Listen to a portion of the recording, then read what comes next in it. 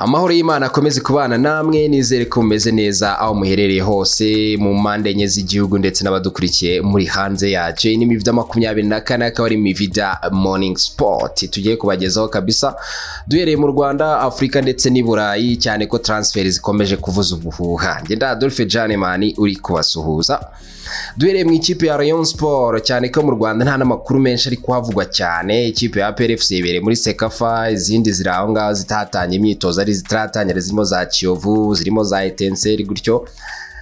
Ikipe ya Rayon Sport rero yarayisinyishije rutahizamu mushya ukomoka muri Congo Brazzaville. Uyu yitwa Prince Junior Elangkanga, yasanzwe akinira ikipe ya AS Vita Club yo muri Congo Kinshasa. Ngira ngo ikipe murayizi cyane, ni ikipe y'igihangange. Bakaba bamusinyishije rero imyaka 2 yose. Ubwo ngubwo akabaje gutanga akazi, tukazareba se abashije iki, azakora iki. Mashami Vincent mu ikipe ya Police FC n'umutoza mukuru wayo yatangaje ko impamvu Joachim Ojera yungu yaciye mu ikipe ya Rayon Sport, ngira ngo muramwibuka, impamvu ataragira mu myitozo rero nk'abandi bakinnyi, ngo nuko agifite imikino ya shampiyona agikina hariya mu Misiri ahakinira ikipe ya Arab Constructors Sport Club. Ni ikipe yarasanzwe akinira rero, akaba ariko yaraguzwe n'ikipe ya Police FC iri kwitegura n'imikino ya Confederation Cup kabisa. APR FC rero nkuko nahoze mbikubwira yibereye muri Sekafa ya muri Tanzania, aho yageze muri kimwe cya kabiri kabisa, yari yoboye itsinda n'amanota yayo 7 ameze neza. Ikaba izakina na Al Ahly Omdurman. Umukino rero wayo wagombaga kubera kuri Azam Complex, bakaba bawugize bawimuye ushyirwa kuri KMC Stadium. Uzakinwa kwa gatanu tariki ya 19 z'uku kwezi saa 8 za Kigali. Saa 8 bwo uyu mukino uzaba uri kuba kabisa. Muri ikipe kandi umukinnyi witwa Chidiebele Johnson Nobodo akaba yarayakoze imyitozo, nawe yagaragaye muri iyi kipe kabisa. Reka tuvanga mu Rwanda rero, duhite tugara ku mugabane w'ibura, yari naho turi butinde cyane, turi ya transfer nyinshi zitandukanye. Ariko duhere mu ikipe ya Barcelona, irashaka umusore witwa Nicowilliams. Baravuga ati twabonye partnership yawe n'uwo bita Leny Yoro, uyu mwana kabisa ukuntu mwagiye mucanga ikipe ku mugabane w'iburayi hariya muri Euro y'uyu mwaka. Ati rero turakwifuza cyane, tukaba twakugura, afite release clause ya $58 million. Ubwo bivuze ko rero kumugura biroroshye, ariko Barcelona ikaba ifite ikibazo cya financial fair play, ngira ngo murabizi. Uwo bita Deco director sportif w'ikipe aramwifuza, Rapport aramwifuza, ndetse utibagiwe na Hasfree ku mutoza mukuru y'ikipe akaba amwifuza. Ubwo rero tuzareba niba bamutwara, cyane ko ikipe ya Chelsea na Arsenal nazo ziri aho hafi zimushaka cyane. Ikipe ya West Ham iri mu biganiro na Man United ku musore wayo ukina ku ruhande rw'iburyo ariwe Wan-Bissaka Aaron, uyu nguyu bamwita kabisa The Spider. Ubwo rero ikipe ya West Ham ishobora kumutsindira, cyane ko ikipe ya Man U ikomeje kugura abadefenseri benshi, turaza no kugarukaho mu kanya. Ariko tugarutse mu ikipe ya Barcelona, nuko umwana witwa Leny Yoro bamuhaye nimero 19 nizo agiye kujya yambara, ari nazo uwo bita Lionel Messi yahereyeho kabisa akina muri iyi kipe ya Barca. Ngira ngo murabyibuka ko icyo gihe nimero 10 yari ifitwe n'uwo bita Ronaldinho Gaucho. Umunya-Croatia Luka Modric muzee wa kazi yongereye amasezerano y'imyaka igeze kuri umwe kabisa. Umwaka utaha itagirwa na kapiteni w'iyi kipe. Abantu baramubwira ati reka tugushimira ibyo wakoze, hanyuma iyi kipe ukomeze uyiyobore. Yageze muri iyi kipe rero za 2012 kabisa, avuye mu ikipe ya Tottenham Hotspur. Aravuga ati reka nze ndebe ibyari byo, nze nyobore muri mediane y'ikipe ya Real Madrid. Hanyuma tugarutse mu Rwanda gato, nuko ikipe ya APR FC ishobora kwibikaho rutahizamu unyura ku mande, ndetse akaba n'umwataka akaba yitwa Jules Keita bakunda gutazira akazina ka Baba Neymar. Akaba akomoka muri Guinea Conakry. Akaba afite imyaka 25 y'amavuko, akinira ikipe ya nationali ya Guinea, ndetse yakiniye amakipe akomeye ku mugabane w'iburayi nka Dijon, Rennes zombi zo mu Bufaransa, ndetse na CSKA Sofia yo muri Bulgaria. Akaza guhura n'ibibazo yagiranye na Rennes, bigatuma agaruka iwabo mu rugo aho yakiniraga ikipe ya AS Kaloum. Ibiganiro na APR FC rero bigeze kure. APR FC ikomeje ebana kubica bigacika, sinzi ko bizaharangira, ariko uyu musore wakinnye mu makipe yo mu Bufaransa bazaza mu ikipe ya APR FC, Jules Keita. baba Neymar tuzareba akina rero asatira ku mpande ndetse ebana akagenda kabica bigacika. Reka twigire ku mugabane w'Iburayi rero dusubiye muri transfer zacu nkuko nabikubwiye. Reka tubanze turebe niki kivugwa cyane uwo bita Martin Terrier. Uyu ni umusore wakiniraga ikipe ya Rayon akaba yamaze kugera mu ikipe ya Bayer Leverkusen yaguzwe ameze neza cyane kuri miliyoni 24 z'amayero. Uwo bita Adam Horizek yagombaga kujya muri ino diru ariko bakaba bavuze ati ntago birikiri ngombwa, reka tugure no musore wa Leny azewe direct.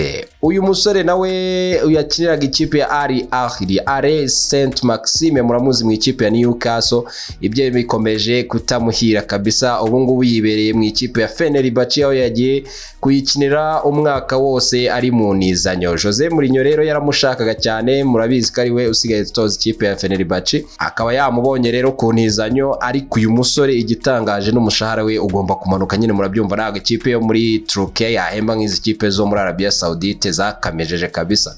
Uwo bita Mason Greenwood yaguzwe miliyoni 31 ajya mu ikipe ya Marseille, yasinye imyaka 5 yose, akaba yanahageze ndetse gukora test medical.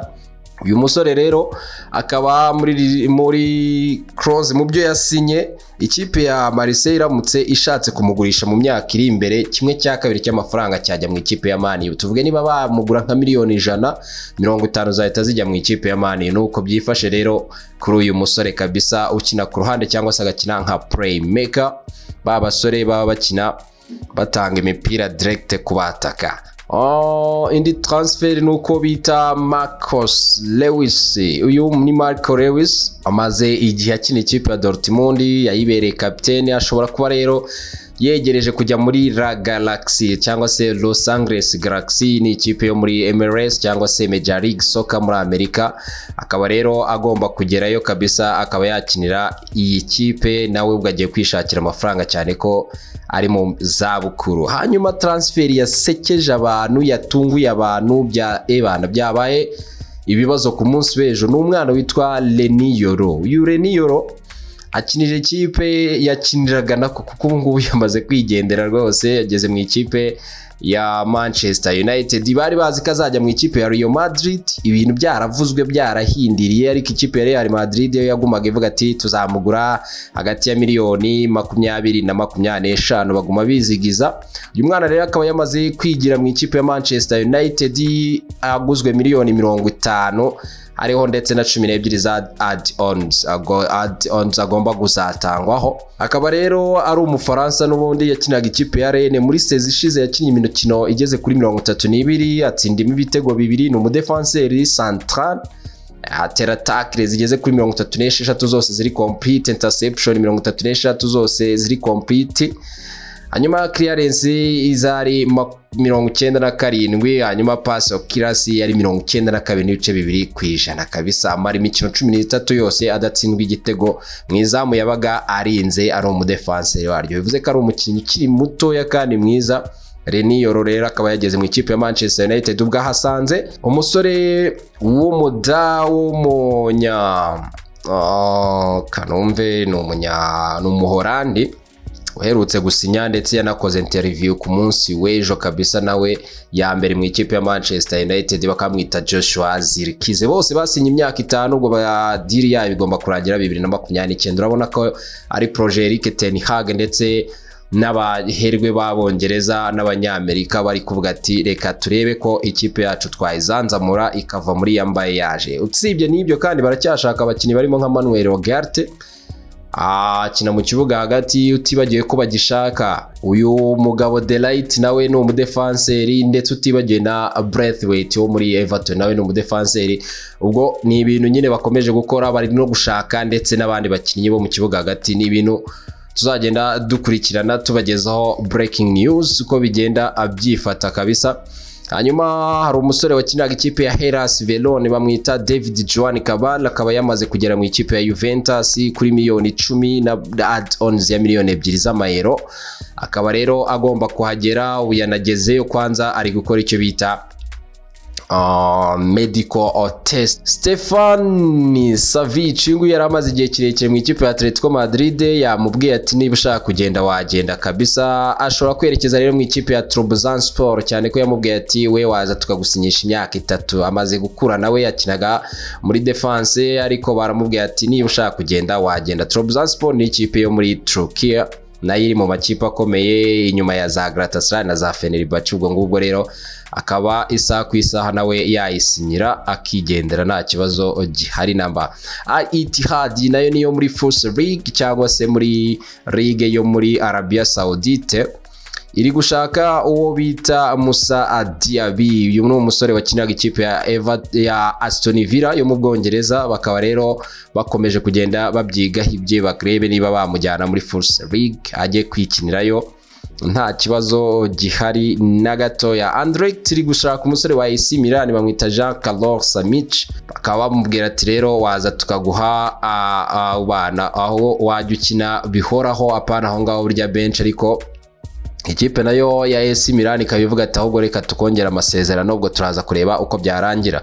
Babajije Ange Postecoglou, uyu ni umutoza w'ikipe ya Tottenham, bamubwira ati ko twumvishe bavuga ko ushobora kujya gusimbura Gareth Southgate mu ikipe y'igihugu y'Ubwongereza.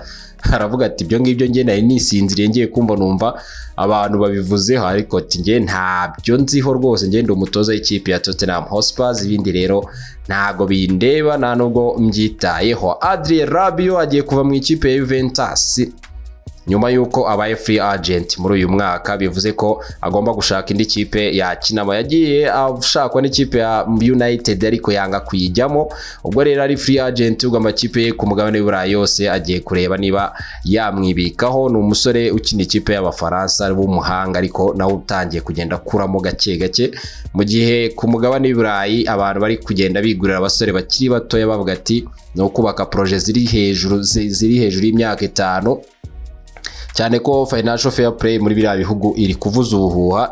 Ni ukugura umukinnyi rero uzamara igihe kirekire ku buryo byibuze nka seze 3 yaba gukinira kandi ari kuri top level. Victor Osmhen uyu ni umunya Nigeria akinira ikipe ya Napoli. Napoli yaravuze ati nta kibazo ushaka kumugura naza duha amafaranga, apfa kuba afite menshi. Paris Saint-Germain rero nk'ikipe nayo yahombye wo bita Kylian Mbappe, iravuga ati twe turahari twiteguye kuba twamugura. Ubwo rero hagati ya Napoli n'ikipe ya Paris Saint-Germain nibo bagomba kwiganirira bakareba niba uyu musore yajya muri iyi kipe. Ikipe ya Napoli iramutse imurekuye yahita ijya gushaka ko yagura wo bita Romelu Lukaku ikipe ya Chelsea, ariko wakinnye sezi ishize mu ikipe ya AS Roma nk'inizanyo, akaba yagenda akagerayo faster. Hanyuma Al-Ittihad tuyisubiyemo nayo ni muri First League, bari kwifuza umusore witwa Jan Alvarez kuva muri Roma. Abana amakipe yo muri First League yamaze Burayi ari kuguma agura buri kanya. Ikipe ya Olympiacos yo mu Bugereki nayo yamaze kwibikaho bita Martin Braithwaite kuva mu ikipe ya Espanyol. Ikipe ya Espanyol yari free agent amaze kurangizanya nayo, ubwo rero akaba agiye kwigira mu Bugereki nawe mu kanya gatara bari muri medical test. Iburayi ibyo byakomeye, ama transfer ari kuba buri kanya. Hanyuma wabita Ivan Rakitic akaba yabwiye ikipe ya Al-Shabab yakinagamo mu minsi yashize. Al-Shabab nayo niyo muri First League, arayibwira ati nye ndashaka gusubira muri Europe. Ese azajya mu ihe kipe? Nuko bihanga amaso tukareba. Ikipe ya Al Nassr yingi ikinamo Cristiano Ronaldo ngira ngo murayizi na ba Sadio Mane, ikaba yasinyishije umunyezamu wo muri Brazil bakamwita Bento. Amuguze rero miliyoni 18 zose. Abantu bira bihugu biba bifite amafaranga kweri. Akaba rero yagiye muri ikipe. Joao Neves abo bita baza Vi Simons bose baracyafite ibintu byinshi bagomba kwitegwaho muri iyi mercato, cyane ko wo bita Xavi Simons ashobora kujya mu ikipe ya Manchester United nawe ku ntizanyo. Ibyo byose no kutegereza tukareba Man U iri ku isoko yasimamye. Hanyuma inkuru ibyutse ivugwa ndetse ishimishe kabisa ni y'umwana witwa Cavani Sullivan, aho yamaze gukora icyo bita ku breaking a record. Nk'umwana mutoya wakinnye muri MLS bwa mbere, nyine wakinnye match ya mbere ari mutoya, yabikoze afite imyaka 14 yonyine. Abantu ubwo yajyaga amasimbuye mu ikipe ya Philadelphia Union, wari wafite akagahigo we yamurushagaho iminsi 13 yitwaga Freddy Adu. Uyu mwana yamaze kugurwa n'ikipe ya Manchester City kera kandi urumva ko afite imyaka 14 ntago yabyoroshya amakipe abareba akanuye ameze neza. Nuko bimeze rero n'izindi transfer turagoma tuzibakurikiranira uko zibonetse, uko amakuru abaye, breaking news kuri Mivida 24 ni vuba kabisa. Dukomeze tubane rero, mukore subscribe, share ndetse na comment. Ciao, nawe utaha.